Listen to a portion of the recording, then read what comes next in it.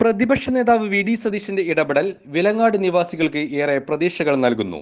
വിലങ്ങാടിന് പ്രത്യേക പാക്കേജ് അനുവദിക്കണമെന്നാവശ്യപ്പെട്ട് പ്രതിപക്ഷ നേതാവ് മുഖ്യമന്ത്രിയെ നേരിൽ കണ്ട് നിവേദനം നൽകി. വയനാട്ടിലെ മഹാദുരന്തത്തിന്റെ പശ്ചാത്തലത്തിൽ വിലങ്ങാട്ടെ പ്രശ്നങ്ങൾക്ക് വേണ്ടത്ര ശ്രദ്ധ കിട്ടിയില്ലെന്ന പരാതിയിലാണ് പ്രതിപക്ഷ നേതാവിന്റെ ഇടപെടൽ.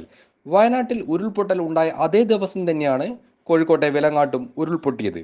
പുറത്തറിഞ്ഞതിനേക്കാൾ വലിയ ദുരന്തമാണ് വിലങ്ങാട് സംഭവിച്ചത്.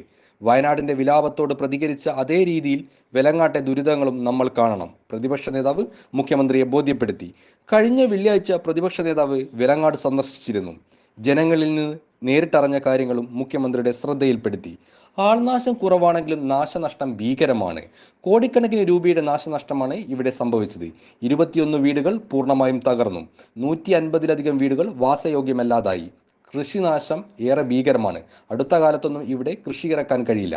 കാർഷിക ലോണുകൾ എഴുതിത്തള്ളാൻ അടിയന്തര നടപടി സ്വീകരിക്കണം. 7 പാലങ്ങൾ ഒലിച്ചുപോയി. നിരവധി റോഡുകൾ തകർന്നു.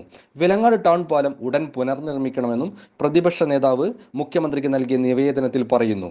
സംസ്ഥാന സർക്കാരിന്റെ ദുരിതാശ്വാസ പ്രവർത്തനങ്ങൾക്ക് പ്രതിപക്ഷത്തിന്റെ പൂർണ്ണ പിന്തുണയും വി ഡി സതീശൻ മുഖ്യമന്ത്രിക്ക് ഉറപ്പു നൽകി.